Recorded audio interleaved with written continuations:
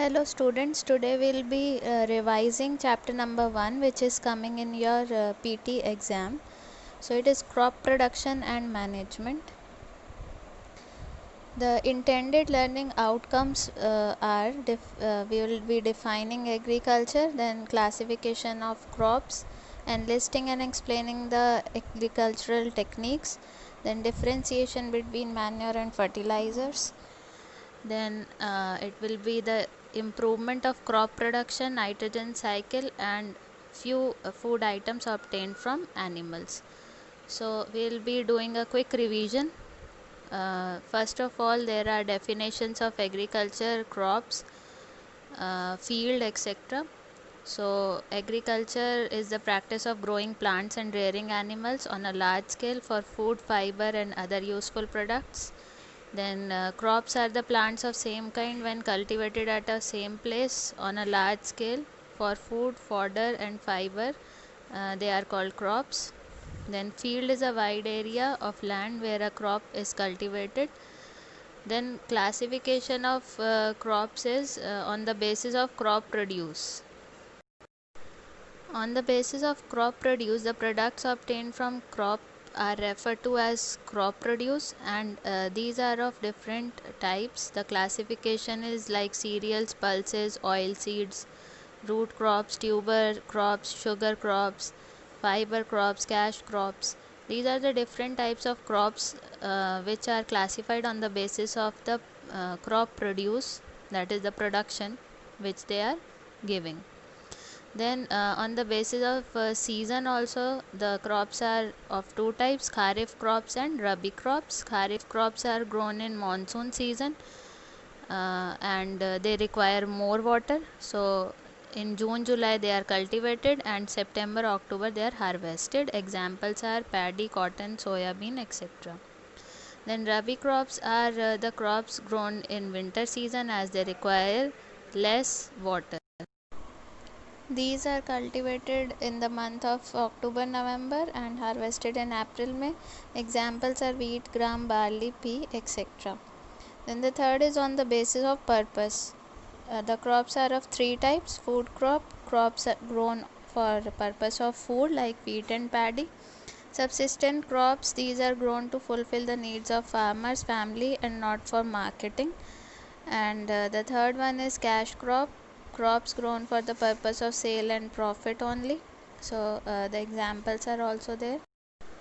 Now coming to the agricultural processes, cultivation of crops involves several techniques and activities followed by the farmers, which are collectively known as agricultural practices. So here we will be discussing one by one all the techniques. First one is preparation of soil, second is selection and sowing of seeds, addition of manure and fertilizer, their irrigation, protection from weeds and pests, harvesting, threshing, winnowing, and their storage. So first is preparation of soil. It is done by two main techniques, plowing and leveling. Plowing is done with the help of plow, and it is the process of loosening and turning of soil. So the advantages are also been sent to you in the notes. Then the second one is leveling. The plowed soil often has crumbs of soil that needs to be broken. This is achieved by an implement, that is leveler. And the second method is selection of seeds and sowing. The seeds selected should be of good quality, healthy and disease free. Then before sowing the seeds, the seedling should get the enough space to grow and should not compete with one another. So the space should be appropriate. Then the second one is that they should be sown at right depth, neither too deep nor very up on the surface. So seed should be sown by two methods. First one is broadcasting. It involves the scattering of seeds by hand. Disadvantage is that seeds are not evenly distributed and they require much time. The next method is seed drill method. It is a funnel shaped bowl connected to a series of long tubes that have narrow holes. So it allows proper spacing and prevents the damage by birds. It is a better technique rather than broadcasting technique. Now coming to the third one, it is addition of manure and fertilizer. During the cultivation of crops, nutrients get depleted from the soil.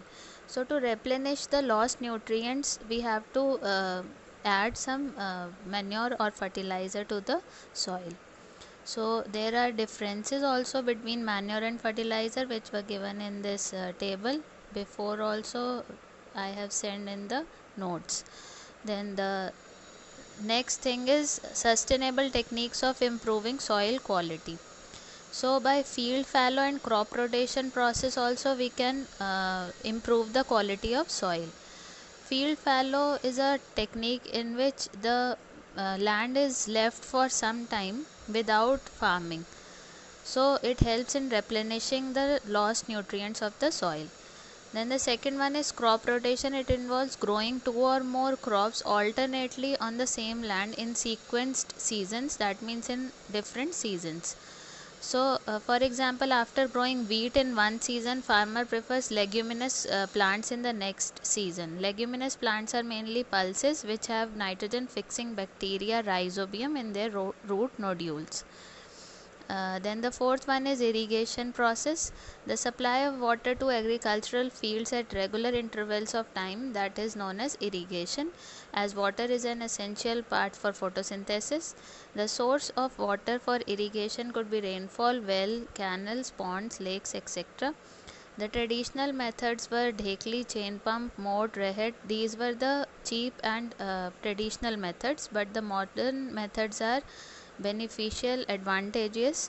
So first one is sprinkler system. In this method the water is sprinkled over the field by rotating sprinklers. It is useful for uneven land, whereas drip irrigation is the next type, and in this method water is allowed to fall drop by drop only on the roots of the plants, so there is no wastage of water. So this method is helpful in the regions of water scarcity. And if we compare between both the methods, then drip irrigation system is better in comparison to sprinkler system. Then fifth one is protection of crops. First one is protection from weeds.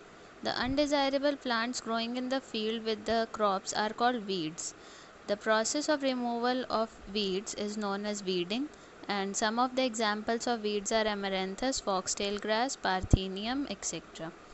So weeding can be done by some methods, like first one is manually by hand with the help of trowel or a harrow. Second one is chemically we can do by using chemicals called weedicides. For example, 2,4-D, that is 2,4-dichlorophenolic acid can be used, or MCPA and butachlor can be used. MCPA is 2-methyl-4-chloro-1-phenoxyacetic acid. So weeds growth can also be inhibited by plants like sunflower and soya bean, as they release toxic substances in soil. So that is a natural process of weeding. Then the next one is protection from pests and diseases. Crops have to be protected from a variety of animals, insects and rodents known as pests. So crops can also be attacked by bacteria, virus and fungus. So these are the things which should be removed, or the crop should be protected from these. So pesticides are used, insecticides, rodenticides are used. Some of the examples are also given. Then fungicides are used for destroying the fungus. The advantages of using pesticides is that they kill the pest and increase the food production, and they are easy to store and use also. But the disadvantages are more. These affects the wildlife of the area, and continuous use of these causes pollution. They increases the acidic content also. They can enter the skin and respiratory tract, so they can cause infection, and they do some adverse effects on the nature also. So biological pest control is also there, which is a natural method, and it is much beneficial for environment. Organisms that are natural enemies of pests are introduced in the field which destroy the pest. So that is biological pest control. Another method is eco-friendly method. The chemicals which are eco-friendly are known as pheromones, which prevents the pest from breeding. Then another method is by crop rotation and by introducing natural predators.